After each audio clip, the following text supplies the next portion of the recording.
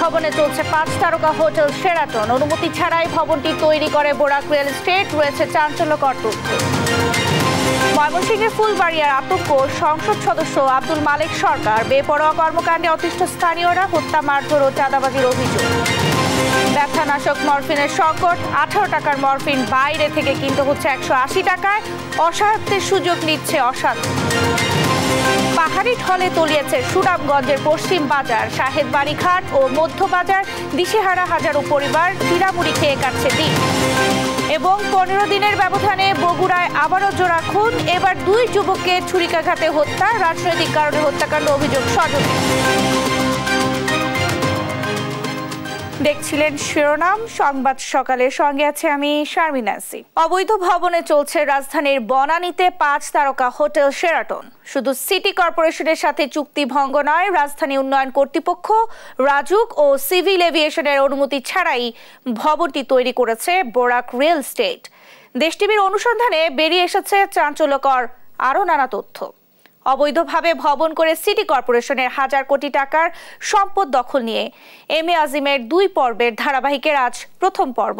ছবি তুলেছেন মারুফ হাসান খান। নিয়মনীতির তোয়াক্কা না করে বনানীর আকাশে মাথা তুলে দাঁড়ানো সর্বোচ্চ এ শেরাটন ভবন এখন গলার কাটা হয়ে আটকে আছে দেশের বিমান চলাচলে।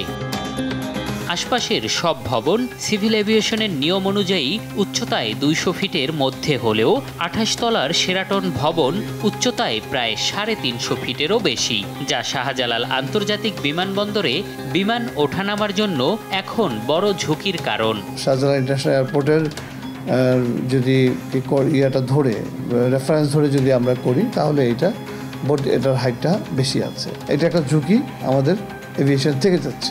বিষয়টি রাজধানী উন্নয়ন কর্তৃপক্ষ রাজুককে বারবার অবহিত করেছেন তারা। তাদেরকে ক্লিয়ারেন্সটা দিয়ে দিয়েছে হলো তাদের সিটি কর্পোরেশন, আমাদের কনসেন্ট ছাড়াই তাদের দিয়ে দিয়েছিল।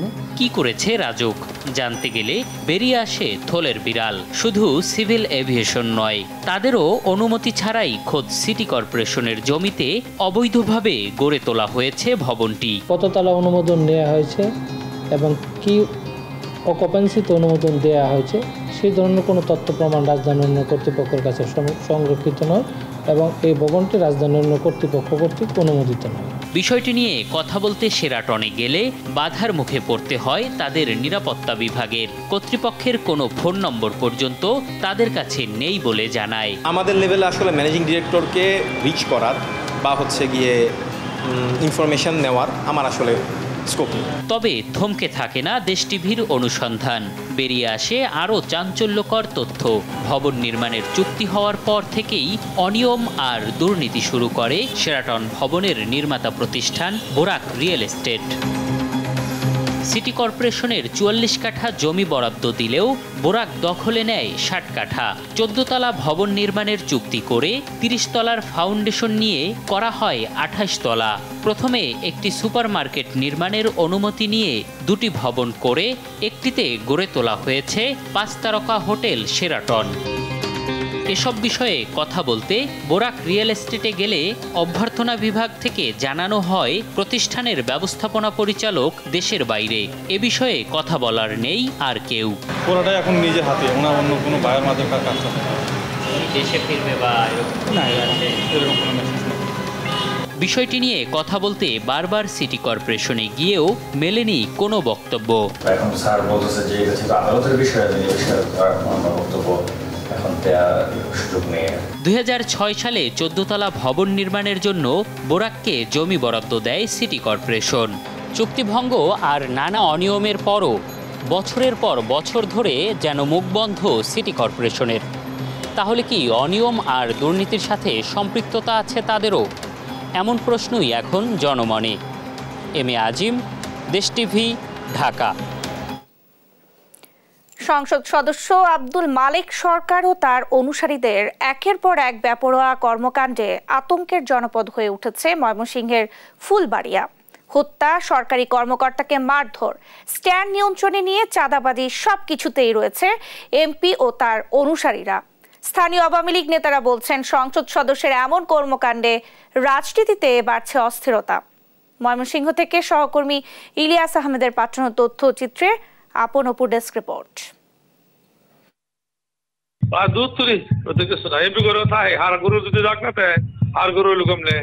ভালো হচ্ছে, ভালো কেটা আমার কাছে থাকবে না, তার কাছে মন্ত্রীর কাছে কেটা থাকবে না, কেটা কার কাছে থাকবে। অডিও কথোপকথনটি সংসদ সদস্য আব্দুল মালেক সরকারের। গত 13ই মে দুই গ্রুপের সংঘর্ষে তার অনুসারীদের হাতে আক্তারুল আলম শুভ নিহতের পর এমন বক্তব্যে সমালোচনার ঝড় উঠেছে। এমপির সাথে সেলফি তুলতেও দেখা যায় শুভ হত্যায় অভিযুক্তদের। এতে ন্যায় বিচার নিয়ে শঙ্কিত নিহতের পরিবার। যারা এই হত্যাকাণ্ডের সাথে জড়িত, জয়নাল, আরিফ গং, তাদেরকে উনিও ময়মনসিংহ মেডিকেল থেকে রেফার করে নিজে নিয়ে ঢাকা নিয়ে গেল। অডিও ভিডিও শুনলাম, এটা কিভাবে হয় আমি আপনাদের কাছে এটাই প্রশ্ন আমার। আপনারা আমাদেরকে সাহায্য করবেন এই পর্যন্ত, যাতে আমরা সুষ্ঠু বিচার পাই আমার ছেলে। এমপি মালেক সরকারের কিছু ছবি এবং অডিও কথোপকথন ভাইরাল হয়েছে, যেটা নিয়ে আমরা শঙ্কিত। আসলে আমরা এখানে কতটুকু বিচার পাবো। শুভ হত্যা ছাড়াও সম্প্রতি এমপি আব্দুল মালেক সরকারের অনুসারীদের মারধরের শিকার হন উপজেলা মাধ্যমিক শিক্ষা অফিসার। ভাঙচুর চালিয়ে নিয়ন্ত্রণে নেন আলম এশিয়া পরিবহন। এমপি তো মানে একদম আমরা ভয়ে থাকি। এত আসার পরে কয়টা ঘটনা হয়েছে, একটা দুটা না, কয়টা ঘটনা হলো। মালেক সরকারের নিয়ন্ত্রণের তার পক্ষের লোক এগুলো করছে এবং তার পক্ষের লোকই এটা নিয়ন্ত্রণ করতেছে। এমপির একের পর এক বিতর্কিত কর্মকাণ্ডে রাজনৈতিক অস্থিরতা বাড়ছে বলে জানান স্থানীয় আওয়ামী লীগ নেতারা। এই ধরনের ঘটনা আমরা কখনোই সমর্থন করি না, তবে সকলেরই শান্তিপূর্ণ অবস্থানে থাকা উচিত। যারা দায়িত্বশীল পোস্টে আছে তাদের কথাবার্তা বলায় অবশ্যই সাবধানতা অবলম্বন করা উচিত এবং কথাবার্তা বলার সময় চিন্তা ভাবনা করা উচিত। এ বিষয়ে সংসদ সদস্য আব্দুল মালেক সরকারের সাথে একাধিকবার মুঠোফোনে যোগাযোগ করার চেষ্টা করা হলেও তা সম্ভব হয়নি। সম্প্রতি রাজনৈতিক পালাবদলের সঙ্গে সঙ্গে পরিবর্তন আসাটা স্বাভাবিক মনে করছেন এমপির অনুসারী উপজেলা পরিষদের ভারপ্রাপ্ত চেয়ারম্যান। আপনি একটা সংগঠনের দায়িত্ব আছেন, সারা জীবনই থাকবেন, পরিবর্তন হইতে পারে না। পরিবর্তনের চেষ্টা আর কি করছে, বা অনেকে এরকম মনে করে, সাধারণ মালিকরা মনে করতেছে অনেকদিন তারা ছিল, এখন আমরা দেখি কি করা যায়। ফুলবাড়িয়া উপজেলা আওয়ামী লীগের সাবেক সাধারণ সম্পাদক আব্দুল মালেক সরকার উপজেলা পরিষদের চেয়ারম্যান পদ থেকে পদত্যাগ করে গত 7 জানুয়ারির নির্বাচনে স্বতন্ত্র সংসদ সদস্য নির্বাচিত হন। নিউজ ডেস্ক, দেশ টিভি। ব্যথানাশক মরফিনের সংকটে ব্যাহত হচ্ছে দেশের একমাত্র প্যালিয়েটিভ কেয়ার ইউনিটের চিকিৎসা। মাত্র 18 টাকা দামের মরফিন বাইরে থেকে কিন্তু হচ্ছে 180 টাকায়। এমন অভিযোগ করেছেন রোগীর স্বজনেরা। প্রতি বছর ক্যান্সার, কিডনির মতো দুরারোগ্য রোগে আক্রান্ত এমন প্রায় 6 লাখের বেশি মানুষের জন্য দরকার হয় প্যালিয়েটিভ কেয়ার। অথচ দেশের একমাত্র বঙ্গবন্ধু শেখ মুজিব মেডিকেল বিশ্ববিদ্যালয়ে বিভাগ আছে যেখানে বেড মাত্র 21টি। বিস্তারিত হাসান মাহমুদের রিপোর্টে। কুয়েটের 2017-18 সেশনের শিক্ষার্থী প্রান্ত। সৌম্য শান্ত স্বভাবের টকবগে যুবক ছটফট করছেন বঙ্গবন্ধু শেখ মুজিব মেডিকেল বিশ্ববিদ্যালয়ের প্যালিয়েটিভ কেয়ার বিভাগে। মরণব্যাধি ক্যান্সার শনাক্ত হলে থেমে যায় জীবনের চাকা। তার সহপাঠীরা যখন বিশ্ববিদ্যালয়ের পাঠ শেষে কর্মজীবনের প্রস্তুতি নিচ্ছেন, তখন দেশে বিদেশে চিকিৎসা শেষে প্যালিয়েটিভ কেয়ারে সমর্পণ করেছে পরিবার। পরে এখন বেশি অসুস্থ হয়ে পড়ছে, জ্বর, বমি, পেট ফুলে যাচ্ছে। শেষ জীবনে একটু প্রশান্তির জন্যই এই সেন্টারে নিয়ে আসেন স্বজনরা। হায়াত মতো আল্লাহর হাতে, যখন কি হবে না হবে, কিন্তু যতদিন বাঁচে যাতে একটু শান্তি মতো থাকে। আপাতত কেমো অফ রাখছে, এখন শুধু যখন যে প্রবলেম হয় এটার জন্য ট্রিটমেন্ট দিই। একটু আত্মিক, মানসিক, সামাজিক প্রশান্তির মধ্য দিয়ে কষ্টমুক্ত নিরাপদ মৃত্যুই চায় অসহায় পরিবারগুলো। কিন্তু অসহায়ত্বের সুযোগ নিয়ে নিদারুণ যন্ত্রণায় ফেলে দেয় সমাজেরই কিছু মানুষ। যেমন ইয়াসিন নামের 16 বছরের কিশোর ক্যান্সারে আক্রান্ত। প্রতিদিন মরফিন নামক ব্যথানাশক ওষুধই তার স্বস্তির একমাত্র অবলম্বন। কিন্তু 18 টাকা মূল্যের মরফিনের 1 ডোজ কিনতে হয় কমপক্ষে 180 টাকায়। দেশে প্রতি বছর অনিরাময়যোগ্য ক্যান্সার, কিডনি, লিভারের রোগে আক্রান্ত কমপক্ষে 6 লাখ মানুষের প্যালিয়েটিভ কেয়ার দরকার। সেখানে মাত্র 1.5 থেকে 2,000 মানুষের সম্ভব হয় এই সেবা। নিরাপদ জন্মের মতো নিরাপদ মৃত্যু একজন মানুষের অধিকার, তাই নিরন্তর চেষ্টা চিকিৎসকদের। প্রত্যেকটা রোগীরই একটা জায়গা আছে যেখান থেকে আসলে নিরাময় হওয়াটা সম্ভব হয়ে ওঠে না। প্যালিয়েটিভ কেয়ার সবার সাথে সাথে সবার পাশাপাশি এই চিকিৎসা ব্যবস্থাটা প্রদান করতে পারে। আমাদের দেশে যদি নিরাপদ জন্ম একটি অধিকার হয় মানুষের জন্যে, তাহলে নিরাপদ মৃত্যুও তাদের একটি অধিকার হতে হবে। ঢাকা মেডিকেল জাতীয় ক্যান্সার গবেষণা হাসপাতালে কয়েকটি বেডে এ সেবা দেওয়া গেলেও দেশের একমাত্র পূর্ণাঙ্গ ওয়ার্ড বঙ্গবন্ধু শেখ মুজিব মেডিকেল বিশ্ববিদ্যালয়ে। প্যালিয়েটিভ কেয়ারকে প্রতিটা মেডিকেল কলেজে এমনকি জেলা হাসপাতালে যদি প্রসারিত করা যায় এবং প্রশিক্ষণ দিয়ে যদি উপজেলা পর্যন্ত নেওয়া যায়, কারণ নিরাময়যোগ্য শয্যাশায়ী এবং ক্যান্সারের রোগী সারা দেশেই আছে। অবধারিত মৃত্যুকে নিরাপদে আলিঙ্গন করতেই চেষ্টা চিকিৎসকদের। তবে আত্মার সঙ্গে স্রষ্টার নিবিড় সম্পর্কের জোরে কিছু মানুষ ফিরে আসেন সম্পূর্ণ সুস্থ হয়ে। বিশেষজ্ঞরা এর নাম দিয়েছেন স্পিরিচুয়াল মেডিসিন। উন্নত বিশ্বে বিস্তর গবেষণা হলেও দেশে এখনো এ সেবা সম্পর্কেই ধারণা কম মানুষের। বন্ধু বান্ধব এসে যদি একটা রোগীর পাশে বসে ভালো ভালো কথাবার্তা বলে, তাহলে সে ভালো ফিল করে। তো এই জিনিসগুলো আমার ধারণা হলো স্পিরিচুয়াল যখন আছে, এটা নিশ্চয়ই আল্লাহর সাথে যোগাযোগ আছে, সৃষ্টিকর্তার সাথে যোগাযোগ ছাড়া স্পিরিচুয়াল হইতে পারে না। তবে এসডিজি গোল বাস্তবায়ন করতে হলে প্যালিয়েটিভ কেয়ার নিশ্চিত করার তাগিদ দিয়েছে বিশ্ব স্বাস্থ্য সংস্থা। হাসান মাহমুদ, দেশ টিভি, ঢাকা। গেল কয়েক বছরের মতো এবারও দাম নেই চামড়ার। পানির দামে চামড়া কিনছেন আড়তদাররা। এতে বড় ক্ষতির মুখে পড়েছেন মৌসুমী ব্যবসায়ীরা, যদিও আড়তদাররা দুষছেন ট্যানারি মালিকদের। এদিকে চামড়ার কাঙ্ক্ষিত দাম না পেয়ে অনেক ব্যবসায়ী ব্যক্তি পর্যায়ে লবণ দিয়ে সংরক্ষণ করছেন চামড়া। প্রতিনিধিদের পাঠানো তথ্য ছবিতে আপন অপু রিপোর্ট। কোরবানির পরপরই চামড়া আসতে শুরু করেছে দেশের দ্বিতীয় বৃহত্তম চামড়ার আড়ত কুষ্টিয়ার বাবুরালী গেটে। তবে এখানকার ব্যবসায়ীরা সরকার নির্ধারিত মূল্যে কিনছেন না চামড়া। এখানে গরুর চামড়ার পিস প্রতি 800 থেকে 1000 টাকায় বিক্রি হলেও ভাটা ছাগলের চামড়ায় পিস প্রতি বিক্রি হচ্ছে 50 থেকে 100 টাকায়। ট্যানারের মালিকরা যদি সেই সরকারি রেট হিসাব করে আমাদের দেয়, তো ইনশাল্লাহ আমরা কিছু লাভবান হব। সরকার যে দাম দিয়েছে, এই দামে চামড়া কিনলে আমাদের লস হবে। সরকারি রেটে চামড়া ট্যানারি মেলে কখনোই নাই না। তারা বলে কি টেলিভিশন আপনাকে বলছে, কিন্তু আমরা তো বলিনি। বগুড়া চামড়া পট্টিতে এবার আমদানি কম বলছেন ব্যবসায়ীরা, আর আশানুরূপ দাম না পাওয়ার অভিযোগ খুচরা বিক্রেতাদের। এখানে গরুর চামড়া 500 থেকে 700 টাকায় বিক্রি হলেও গাভীর চামড়া বিক্রি হচ্ছে মাত্র 200 টাকায়। ছাগলের চামড়ার দাম না পেয়ে নিতে হচ্ছে ফেরত। যারা বিক্রি করছেন দাম পাচ্ছেন চামড়া প্রতি মাত্র 5 থেকে 10 টাকা। পাড়া মহল্লা থেকে চামড়া কিনে মৌসুমী ব্যবসায়ীরা পড়েছেন লোকসানে। তাদের অভিযোগের তীর সিন্ডিকেটের দিকে। আরে কিনছিলাম 600, 650, দেখলাম 400, 4-5 জায়গার দেখালে একই। এটা সিন্ডিকেট, এটা পুরোটাই সিন্ডিকেট। 800-900 টাকার চামড়া কিনেছি, এখানে আসা আমরা সেখানে দাম পাচ্ছি 500-600 টাকা দাম বলতেছে। এদিকে ব্যবসায়ীরা দেখাচ্ছেন পুঁজি সংকট, পাশাপাশি দুষছেন ট্যানারি মালিকদের। ট্যানারিরা তো টাকা দিচ্ছে না, এই কারণে সবারই মোটামুটি ধস। আমরা না বাড়ালে চামড়া কেউ কিনবে না। আমরা ছাড়া কেউ নেই বর্তমানে বগুড়াতে। তারপরে আমাকে যেটুক পুঁজি আছে এইটুক দিই, আবার দেখা যায় হাফ টাকা দেয়। মৌলভীবাজারে বৃষ্টির কারণে এখনো পুরোপুরি শুরু হয়নি কোরবানি পশুর চামড়া বেচা কেনা। সদর উপজেলার বালিকান্দি চামড়া ব্যবসা কেন্দ্রে এসেছে অল্প সংখ্যক চামড়া।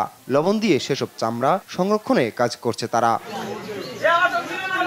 আপন অপু, নিউজ ডেস্ক, দেশ টিভি। বিগত বছরগুলোর মতো এবারও চামড়ার ন্যায্য মূল্য থেকে বঞ্চিত সাধারণ কোরবানি দাতারা। গরু ও ছাগলের চামড়ার ন্যূনতম দাম সরকার নির্ধারণ করে দিল, তা মানা হচ্ছে না কোথাও। এ নিয়ে ব্যাপক ক্ষোভ প্রকাশ করলেন অনেকেই। কেউ আবার আঙ্গুল তুললেন ট্যানারি ব্যবসায়ীদের দিকে। বিস্তারিত জানাচ্ছেন কায়েস রাহাত।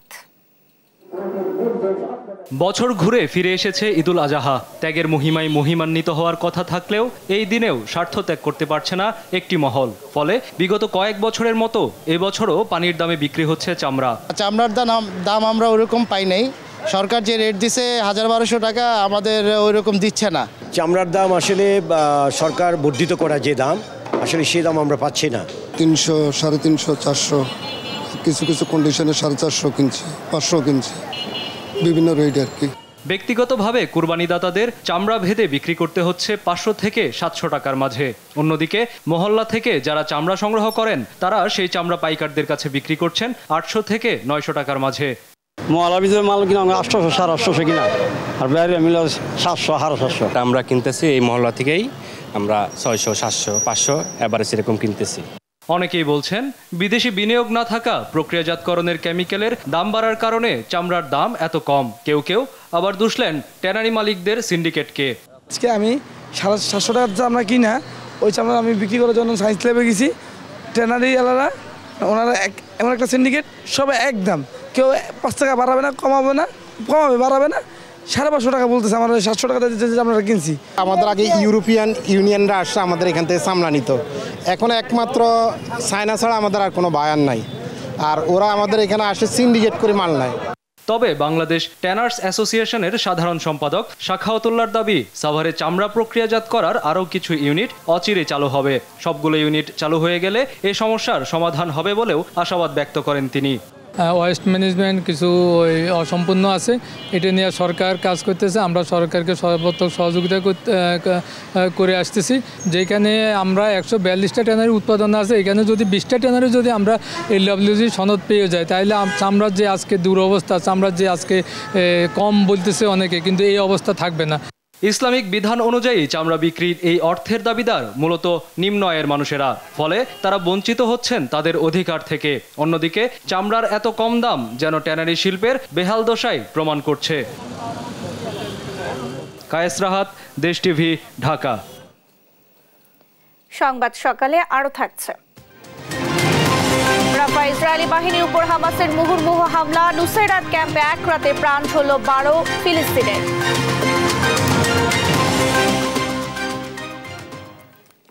2 সপ্তাহের ব্যবধানে ভারী বর্ষণ আর পাহাড়ি ঢলে সুনামগঞ্জের দোয়ারা বাজারে বাঁধ ভেঙে প্লাবিত হয়েছে 10 গ্রাম। সেই সাথে পানির নিচে তলিয়েছে পৌর শহরের পশ্চিম বাজার, শাহেদবাড়ি ঘাট, মধ্য বাজার। পানিতে সর্বস্ব হারিয়ে দিশেহারা বানভাসী হাজারো পরিবার। নেই ঈদ আনন্দ। নিজেদের ঘর, ধান, চাল পানিতে ডুবে সড়কেই দিন কাটছে অনেক পরিবারের।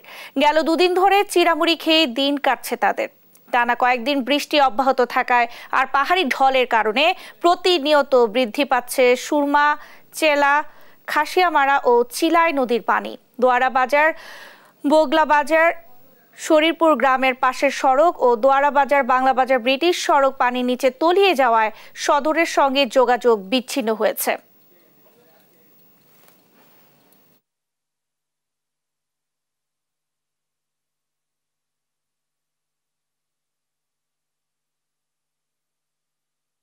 পনেরো দিনের ব্যবধানে বগুড়ায় আবারও জোড়া খুনের ঘটনা ঘটেছে। সোমবার রাত 1টার দিকে শহরের নিশিন্দারা চকরপাড়া এলাকায় শরীফ ও রুমন নামের 2 যুবককে ছুরিকাঘাতে হত্যা করে দুর্বৃত্তরা। এই ঘটনায় হোসেন নামে এক যুবক আহত হয়ে হাসপাতালে চিকিৎসাধীন। পুলিশ বলছে দ্রুতই গ্রেফতার করা হবে অপরাধীদের। সঞ্জু রায়ের প্রতিবেদন।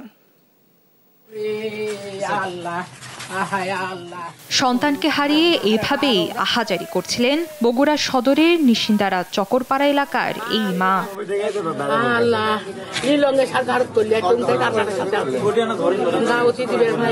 সোমবার দিবাগত রাত আনুমানিক 1টায় শরীফ ও রুমন নামের 2 যুবককে ছুরিকাঘাতে হত্যা করে দুর্বৃত্তরা। 2 জনই কর্মরত ছিলেন একই দোকানে। পাশাপাশি দুর্বৃত্তদের আঘাতে গুরুতর আহত হয়ে বর্তমানে বগুড়া শহীদ জিয়াউর রহমান মেডিকেল কলেজ হাসপাতালে চিকিৎসাধীন রয়েছেন হোসেন নামে আরও এক যুবক। কি কারণে এই 2 যুবককে হত্যা করা হলো তার কোনো উত্তর মেলাতে পারছেন না নিহতের স্বজন বা এলাকাবাসী। আবার ঘটনার সময় এলাকার বর্তমান ও সাবেক কাউন্সিলরের ঘটনাস্থলে আসা নিয়েও প্রশ্ন তোলেন এলাকাবাসী। হোসেন বলতেছে আমি আমার পায়ে আসছে, আমরা জানি শুধু ওকে করছে। পরে আমরা দৌড়ি করতেছি, পরে যাই দেখি যে শরীফ পড়ে আসছে আর মন পড়ে আসছে। টিপু কমিশনার আসছিল, হিমু কমিশনার আসছিল, রিটু আসছিল, মিটু আসছিল, টিপুরা 5-6 ভাই আসছে। ওদের সঙ্গে ছেলে পেলে আসছিল না হলেও 15-20 জন হুন্ডা নিয়ে আসে এখানে দাঁড়াচ্ছে। ওরা ওই পাশ থেকে আসতেছিল বলে এই সময় অগ্রক পায়ে গুলি করছে। এই জোড়া হত্যাকাণ্ড নিয়ে রহস্যের ডালপালা বাড়ছে। কেউ বলছেন স্থানীয় প্রভাবশালী নেতার স্বজনকে ইফটিজিংয়ের জের, আবার কেউ বলছে দুর্বৃত্তদের ভুল নিশানার বলি হয়েছেন শরীফ ও রুমন। গ্যাসের চাউলের দোকান আছে শরীফের, আর রুমনও ওই দোকানে কাজ করে। দুটোই মনে করেন কর্মজীবী। টিপু আর হিমু একটা কাউন্সিলর হয়ে এই দূরে হত্যা করলো। তদন্ত করে দ্রুতই অপরাধীদের আইনের আওতায় আনা হবে বলছে পুলিশ। প্রাথমিকভাবে আছে এবং এই মুহূর্তে সে বলার মতো কিছু নেই। আমরা আমাদের তদন্ত শুরু করেছি, আমরা চেষ্টা করছি যে মূল বিষয়টা জানার জন্য। এর আগে গত 2 জুন শহরের বনানীতে একটি আবাসিক হোটেলে মা ও ছেলের হত্যার ঘটনা ঘটে। সেই ঘটনায় ঘাতক গ্রেপ্তার হলেও এর মাঝে কাহালুতে আবারও ঘটে শীর্ষ সন্ত্রাসী ব্রাজিল হত্যাকাণ্ড। নিউজ ডেস্ক, দেশ টিভি। ঈদ আনন্দ উপভোগে বিনোদন কেন্দ্রগুলোতে আসতে শুরু করেছেন দর্শনার্থীরা। এই বিষয়ে আরো জানাতে কক্সবাজার থেকে সরাসরি যুক্ত হচ্ছেন সহকর্মী সৌরভ দেব এবং নরসিংদী থেকে সহকর্মী সুমন বর্মন। শুরুতেই যাচ্ছি কক্সবাজারে। সৌরভ, সৈকতে পর্যটকদের ভিড় কেমন দেখছেন আর হোটেল মোটেল কর্তৃপক্ষরা কি বলছে? হ্যাঁ ন্যান্সি, কক্সবাজার সমুদ্র সৈকতের সুগন্ধা পয়েন্টে আছি এখন আমি। পর্যটকদের সংখ্যা যদি বলতে হয় তাহলে ব্যবসায়ীরা যেটি বলছেন যে ঈদের দ্বিতীয় দিন হলেও আশানুরূপ যে পর্যটক আসবার কথা তেমন কোনো পর্যটক আসলে এখন পর্যন্ত আসেনি। যদিও আজকে সরকারি ছুটির শেষ দিন এবং আগামীকাল থেকে সরকারি কর্মদিবসও শুরু হচ্ছে, কিন্তু সেই পর্যটকের দেখা কিন্তু নেই। তবে ব্যবসায়ীরা যেটি বলছেন যে কোরবানির ঈদে তেমন একটা পর্যটক আসলে আসেন না, কেননা এই ঈদের ছুটিটা সাধারণ মানুষ গ্রামে তাদের পরিবার পরিজন নিয়ে সময় কাটিয়ে থাকেন। আর তাছাড়াও এখন বর্ষা মৌসুম, একটু বিরূপ আবহাওয়া থাকে, যার কারণে সেন্ট মার্টিনের যাতায়াতও বন্ধ থাকে এবং অন্যান্য দ্বীপ উপজেলাগুলোতেও যাতায়াত বন্ধ থাকার কারণে আসলে পর্যটকের তেমন একটা সমাগম হয় না। তবে এখনো যারা এসছেন আসলে ঈদের ছুটিতে তাদের জন্য বিশেষ ছাড় দিয়েছে কক্সবাজারের যে হোটেল মোটেলগুলো রয়েছে সেগুলোর। তবে তারকামানের হোটেলগুলো যেগুলো যা বলছে আমাদেরকে যে প্রায় তাদের 60% থেকে 70% পর্যন্ত কক্ষ বুকিং রয়েছে, কিন্তু অন্যান্য যেই হোটেল মোটেলগুলো রয়েছে সেখানে 30 থেকে 35% পর্যন্ত পর্যটক রয়েছে। আর তবে এখন বর্ষা মৌসুমেও কক্সবাজারের যে প্রাকৃতিক সৌন্দর্য তা অবলোকন করবার জন্য পর্যটকরা এসে থাকেন। তো সেই হিসেবে আসলে এই ঈদের মৌসুমটি শেষে যে বর্ষা মৌসুম আসলে চলছে সে সময়টাতে কিছুটা পর্যটক আসতে পারে। আর যারাই এসছেন এবং কক্সবাজারের পর্যটকদের ভ্রমণ নির্বিঘ্নে করতে জেলা প্রশাসনের পক্ষ থেকে বিশেষ পর্যটন সেল তো আছেই, সেই সাথে টুরিস্ট পুলিশের পক্ষ থেকেও বেশ সার্বক্ষণিক নিরাপত্তা ব্যবস্থা জোরদার করা হয়েছে। এছাড়াও সৈকতের যে কোনো ধরনের দুর্ঘটনা এড়াতে লাইফগার্ড তো আছেই। তো সব মিলিয়ে আসলে ঈদের দ্বিতীয় দিনে কক্সবাজারের যে সমুদ্র সৈকত দেশের অন্যতম পর্যটন কেন্দ্র, সেখান থেকে আমার কাছে এই ছিল সর্বশেষ। আমরা চলে যাচ্ছি নরসিংদীতে, সেখানে রয়েছে আমাদের সহকর্মী সুমন বর্মন।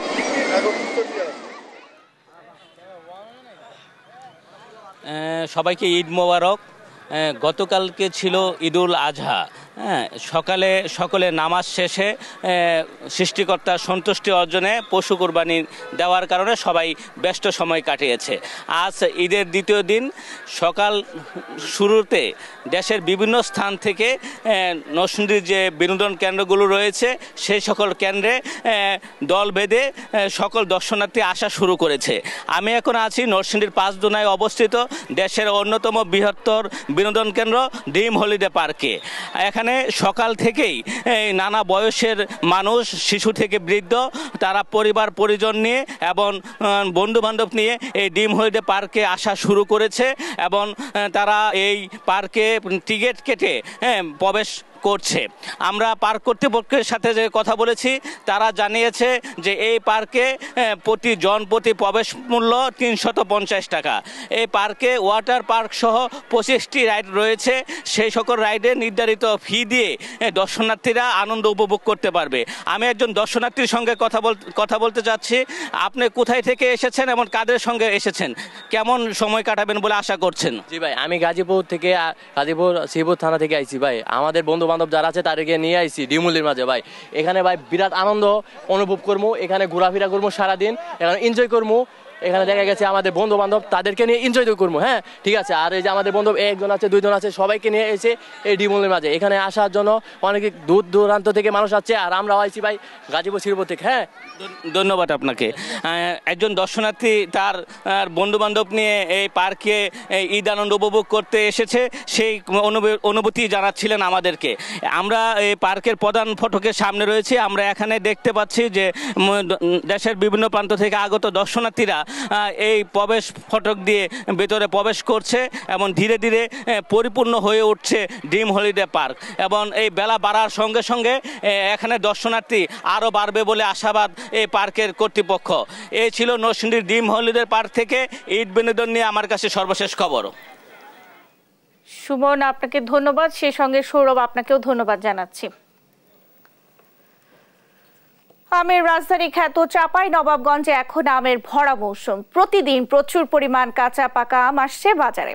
এখানকার আমের বিশেষ চাহিদা থাকায় দিনে প্রায় 150 থেকে 200 ট্রাক আম যাচ্ছে রাজধানী সহ সারা দেশে। এবার আমের দাম নিয়েও সন্তুষ্ট চাষিরা।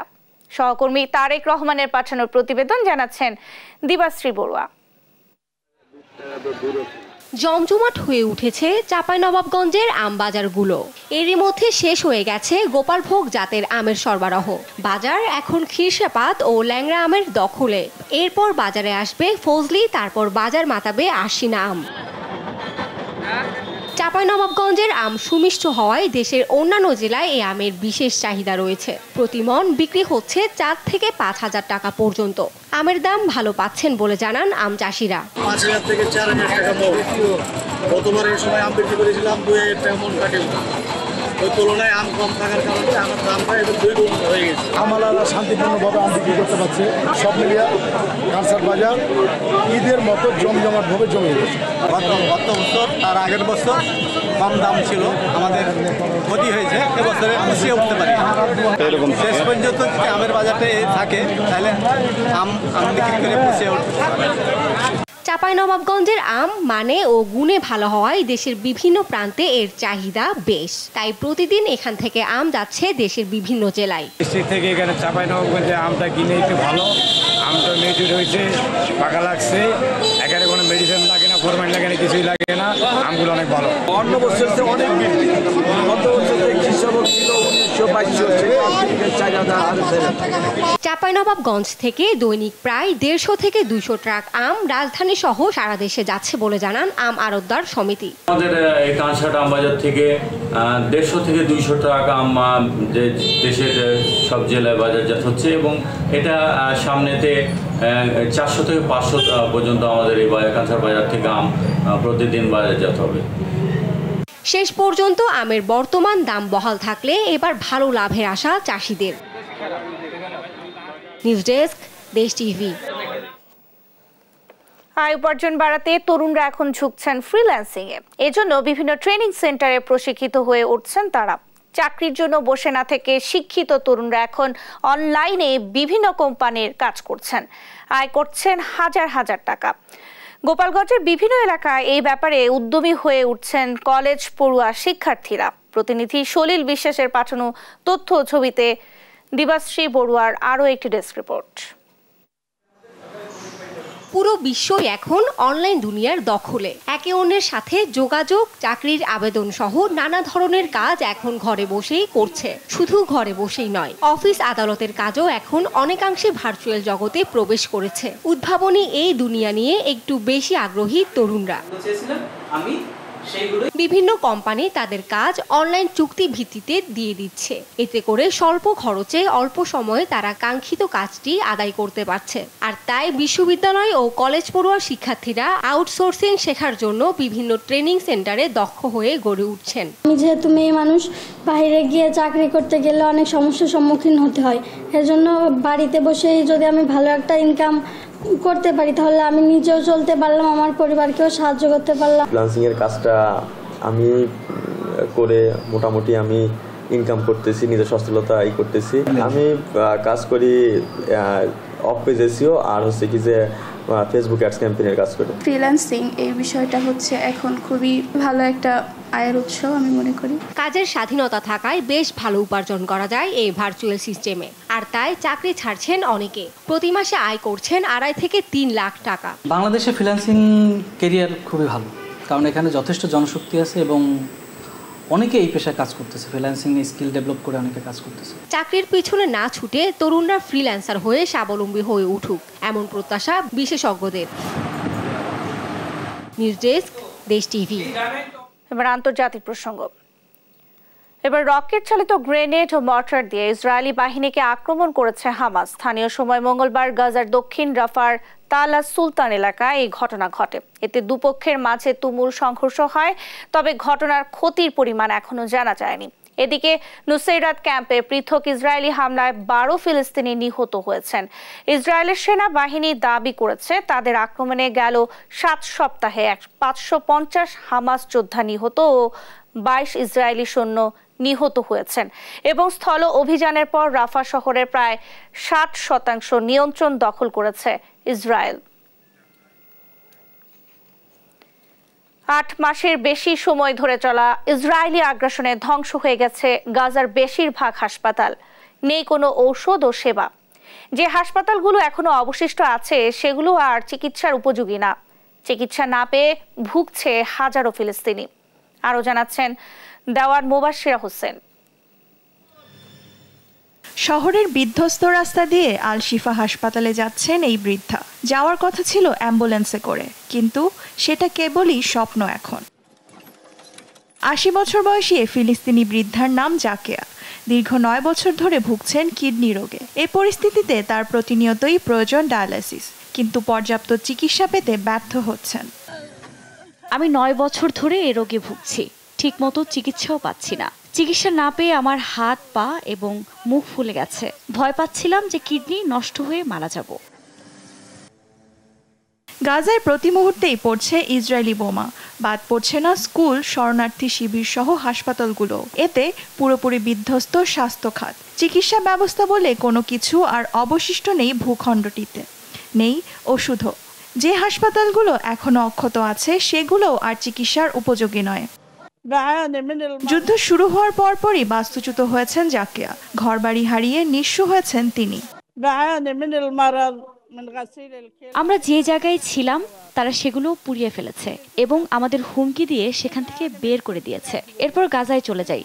সেখানে 1 মাস ছিলাম, সেখানেও চিকিৎসা করাতে পারেনি। অনেক কষ্ট হয়েছে।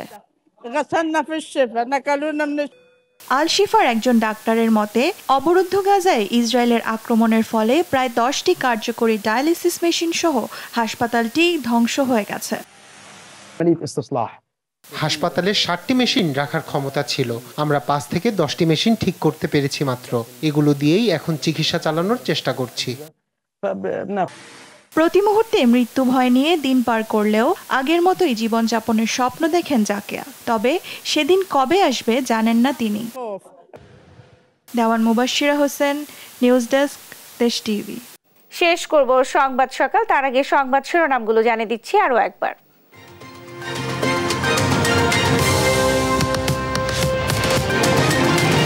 অবৈধ ভবনে চলছে 5 তারকা হোটেল শেরাটন। অনুমতি ছাড়াই ভবনটি তৈরি করে বোরাক রিয়েল এস্টেট। রয়েছে চাঞ্চল্যকর তথ্য। ময়মনসিংহের ফুলবাড়িয়া আতঙ্ক। সংসদ সদস্য আব্দুল মালিক সরকার বেপরোয়া কর্মকাণ্ডে অতিষ্ঠ স্থানীয়রা। হত্যা, মারধর ও চাঁদাবাজির অভিযোগ। ব্যথা নাশক মরফিনের সংকট। 18 টাকার মরফিন বাইরে থেকে কিনতে হয় 180 টাকায়। অসায়ত্বের সুযোগ নিচ্ছে অসাধু। পাহাড়ি ঢলে তলিয়েছে সুনামগঞ্জের পশ্চিম বাজার। সাহেব বাড়িঘাট ও মধ্যবাজার দিশেহারা হাজারো পরিবার চিরামুড়ি খেয়ে কাটছে দিন। এবং 15 দিনের ব্যবধানে বগুড়ায় আবারও জোড়া খুন। এবার 2 যুবককে ছুরিকাঘাতে হত্যা। রাজনৈতিক কারণে হত্যাকাণ্ড অভিযোগ স্বজনের। এই ছিল এখনকার সংবাদ সকাল। পরে বুলেটিন দেখার আমন্ত্রণ রইল। এছাড়া দেশ টিভির সর্বশেষ সব খবর পেতে ভিজিট করুন www.desh.tv। ফেসবুকে আমাদের সঙ্গে যুক্ত থাকুন দেশ টিভি অথবা দেশ টেলিভিশন পেজে।